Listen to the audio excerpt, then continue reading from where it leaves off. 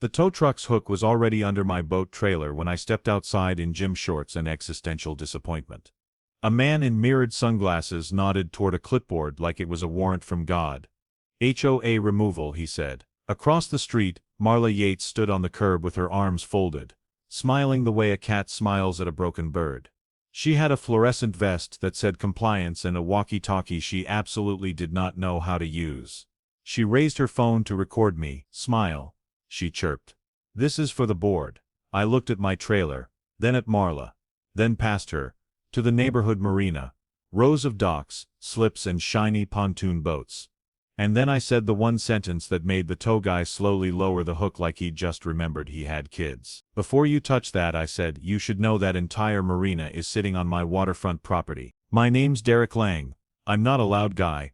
I like my coffee black, my weekends quiet, and my hobbies legal. I bought my place in Harborwick Cove, a master-planned waterfront community in Pelican Ridge, because it had a backyard that rolled right into the water like nature was politely inviting you to breathe. The trailer. Harmless. A clean, well-maintained rig. I parked on my own driveway beside my fence, tucked behind some hedges like it was ashamed to exist. But the HOA had a new obsession. Visual harmony. That's where Marla Yates came in. HOA vice president, neighborhood Facebook queen, and a woman who treated bylaws like holy scripture and sunlight like a spotlight, meant only for her. Marla didn't hate my boat trailer because it was ugly.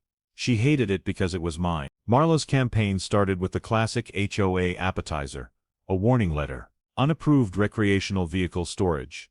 Potential hazard to community aesthetic. May attract undesired elements.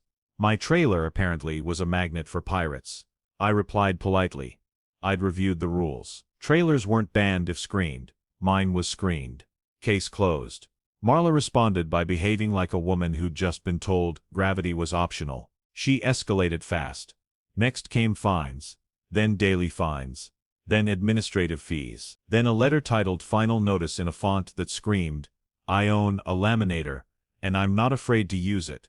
She began doing drive-bys at dusk, slow rolling in her SUV like a budget detective, snapping photos of my driveway from angles so aggressive they should have required a yoga mat. Then she took it to the next HOA level. Public shaming. On the community forum, she posted, concerned about illegal storage and safety. Who else feels uncomfortable? 20 comments appeared within an hour. Half were nervous, pearl clutching. The other half were boomers arguing about whether a kayak counts as marine equipment or outdoor clutter. And then Marla did the HOA's favorite magic trick. She tried to rewrite the rules after the fact. An emergency rule clarification email went out. No trailers of any kind. Effective immediately. Like the Constitution was a group chat. The tow truck showed up 2 days later. Not a warning, not a courtesy call, not even a passive-aggressive letter wrapped in a smiley face. Just a tow crew and Marla filming it like she was producing a reality show called Keeping Up with Compliance. I walked out and asked the tow operator who hired him. He pointed with his clipboard. Harborwick Cove Marina Association. That phrase landed in my brain like a brick. Because there was no separate marina association. There was only the HOA, pretending it had extra authority because it had docks. Marla stepped closer. Voice honey sweet. This is a marina community, she said. Trailers don't fit the lifestyle. I looked her dead in the eye. Marla, I said, you want to talk about what fits the lifestyle? Then I pointed at the marina. You know those docks you're so proud of, the ones you brag about in the newsletter like you personally nailed them together. She squinted, confused. I said, they're built on the strip of waterfront property I own, because of an easement your HOA has been, let's call it creative about. Her smile flickered. Not gone, just buffering. So I went inside and came back out with something HOA. People fear more than untrimmed grass. A survey, and then the real turning point. I called my lawyer. My attorney Calvin Shore is the kind of man who speaks in calm sentences that end in lawsuits. He looked at my deed, the plats, the recorded easements, and the marina layout and said, very softly, oh, they've been enjoying that. Turns out, decades ago when the neighborhood was developed, my parcel retained a slice of waterfront that the HOA later started using like a free buffet, docks, pilings, even a little marina office shed. The HOA had an easement for limited access, specific use, specific boundaries. But the marina had grown over time like a fungus with a newsletter. Calvin sent one letter. One. It wasn't long. It didn't need to be. It simply stated, the tow attempt was unauthorized. Any future trespass would be treated as such.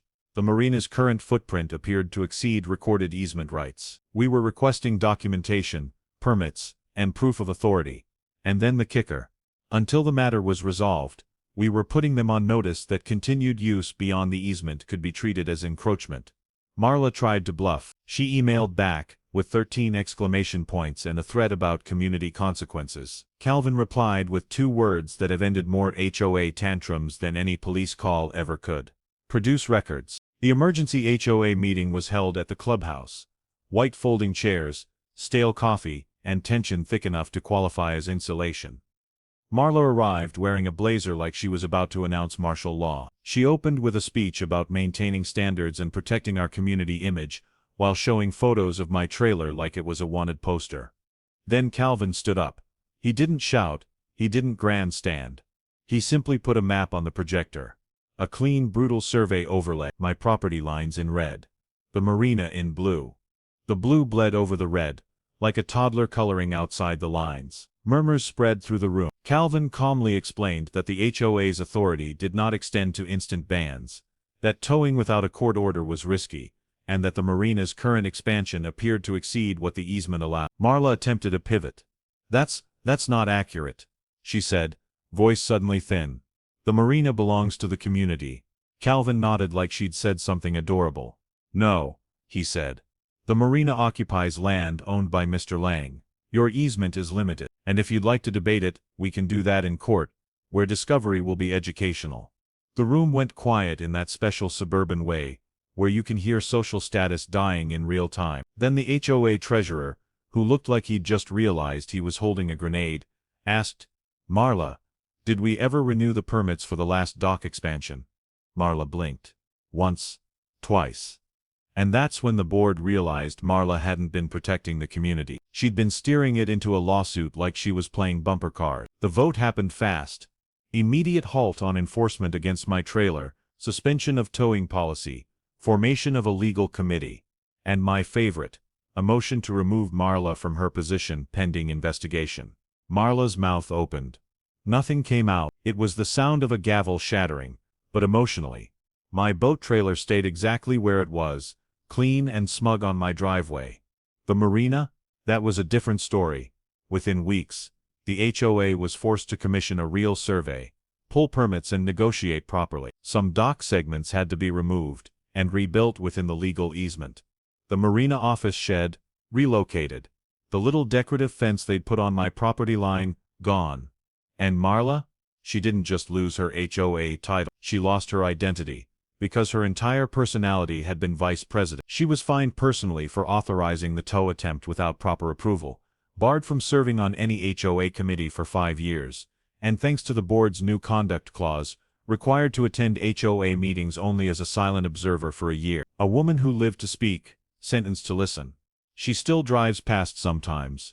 Slower now. No vest. No walkie-talkie. Just a face pressed into the reality that rules don't work when you try to use them like weapons.